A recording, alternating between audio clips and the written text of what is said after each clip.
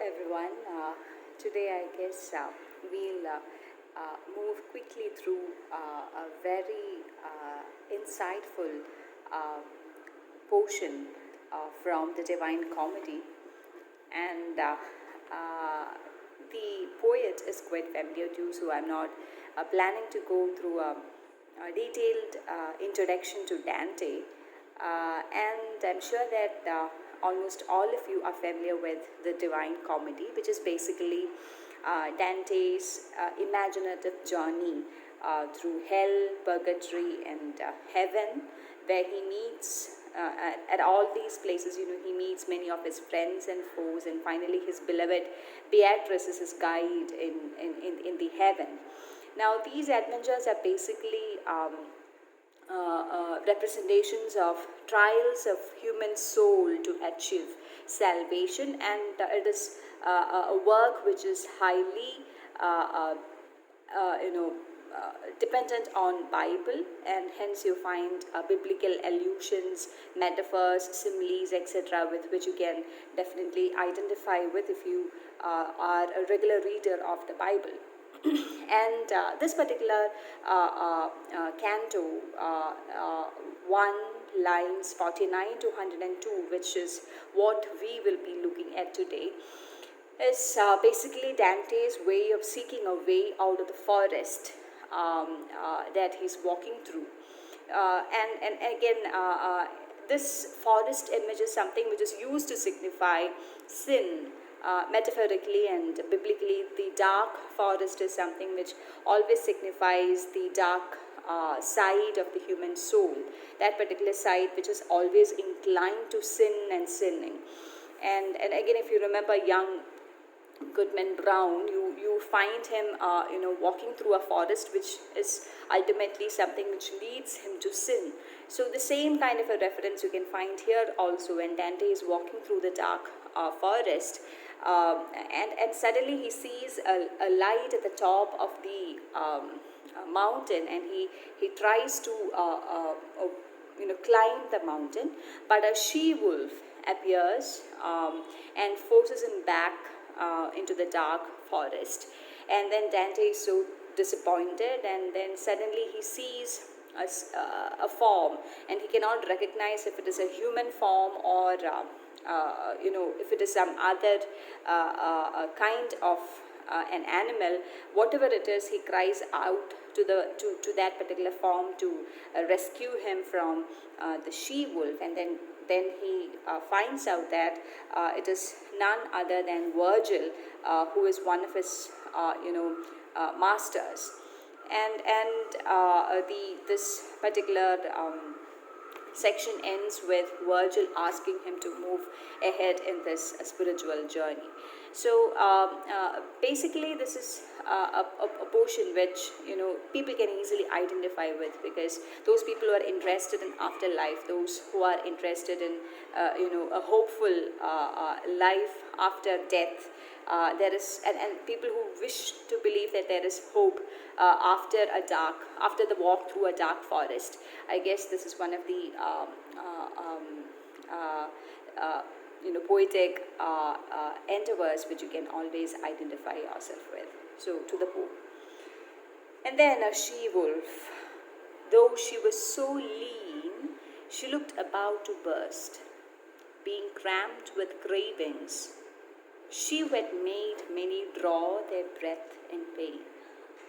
And then suddenly appears a she-wolf representing the sins of the humankind. And she was so lean, she was thin, but she appeared to burst because she was cramped with cravings. So this is how avarice or greed appears to you. It doesn't really look like something which will eat you up, but at the same time it looks so full, and you really know that it is because she-wolf is always crammed with cravings, for that particular craving for achieving more in life, for that unsatisfied soul which definitely tries to achieve more and more in life.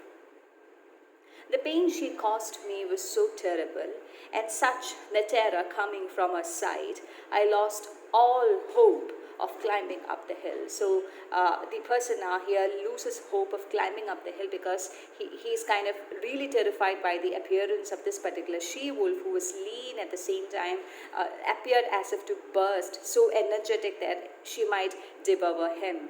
And like that, miss happy while he's gaining, who then luck changes and he starts to lose, gives himself up to misery and mourning.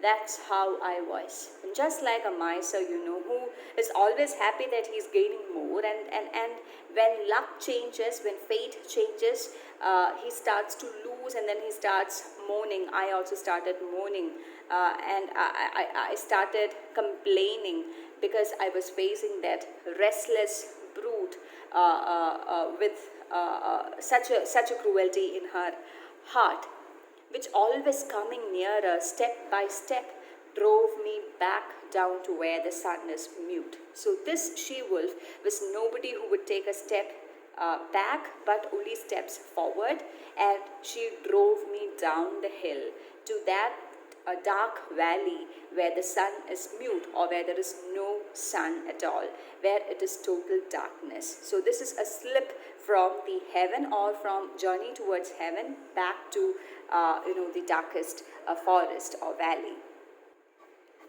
Then suddenly, as I went slipping down, someone appeared before my very eyes, seemingly through long silence, hose and van pale. So I find someone in front of my eyes as I was slipping down, and I did not really know who that person was.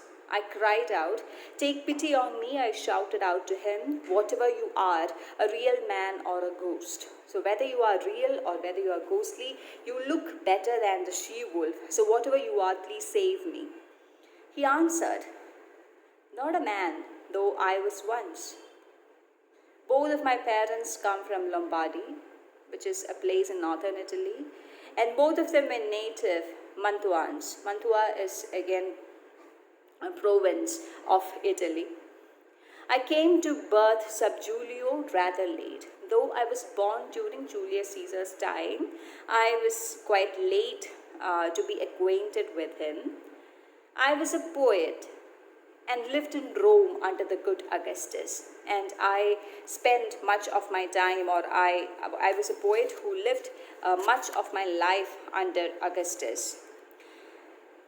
I was a poet, and I sang the good son of Anchises, who came out of Troy when Ilium was burned in all its pride." So I was also somebody who had penned down the accounts of the Trojan hero Anchises, who was the father of Aeneas. "But you, why do you go back to misery?"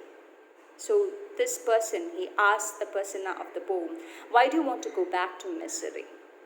Why don't you climb up the delightful mountain, the origin and cause of perfect joy?" So you were embarked on doing something, and you were embarked on climbing up a hill. Why do you want to go down just because a she-wolf has come?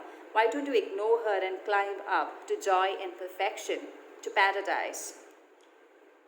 Then suddenly this persona recognizes him and says, "Then are you Virgil, you that spring, that stream of eloquence, that ever-widening river?" So you who are one of the classical masters who I always look forward to, are you Virgil?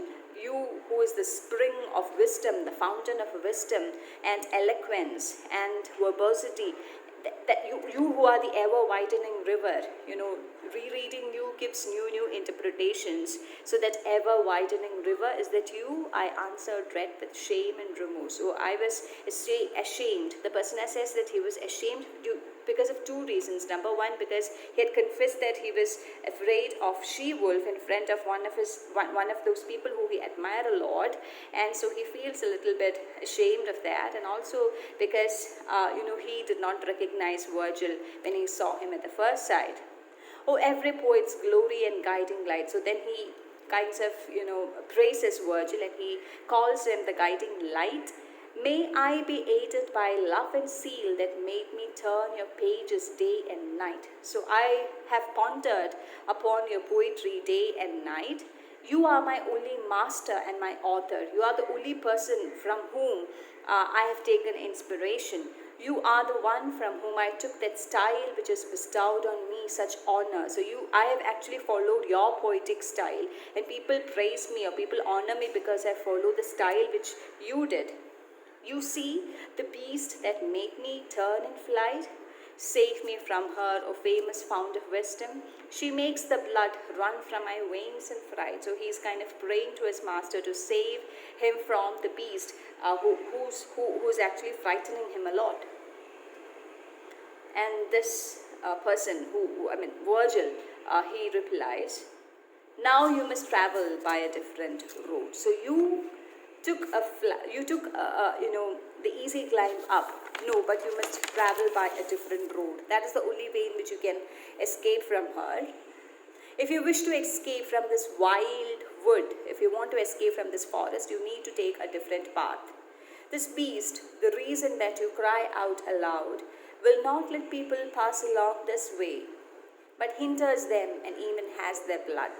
So if you go ahead on the same path, you will again encounter her, and she never lets anybody pass by her. She'll just eat that person up. So that is how greed is. That is how avarice is. It just eats you up. So the best thing that you can do is to avoid, any single thought, any single greedy thought. So that is the only way in which you can counter and conquer avarice. So that is what metaphorically here Virgil tries to, or Dante tries to speak in the voice of Virgil. The only way to counter avarice or greed is to avoid it and take a different route. Now this might be an easy route, but it is not. You need to take a different route. She is by nature such an evildoer. Her avid appetite is never slacked, never satisfied. And after food, she is hungrier than before. So she's never satisfied. Just like, greed is. Once you turn greedy for, let it be anything, let it be money or food or whatever that is, clothes or whatever that is there, you'll never be satisfied. You'll never lead a contented life. And many are the bees she is mating with. Many are people who indulge in the sin of avarice, and there will be many more until the hound arrives to bring her to a painful death. So until a savior, hound here represents, it is variously interpreted as a spiritual savior or even a political savior, or who, and that particular portion is deliberately left vague. Who will, anyway, that person, is that messianic kind of a figure, will bring her to a painful death. From a biblical perspective, maybe this suggests Jesus Christ who arrives to conquer Satan and its powers, as Bible says, or it can even represent a political figure too. So there is always hope.